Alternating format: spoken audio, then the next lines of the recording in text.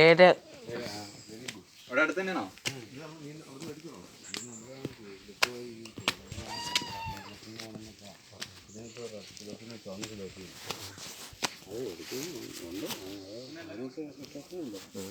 പിന്നെ സാധാരണ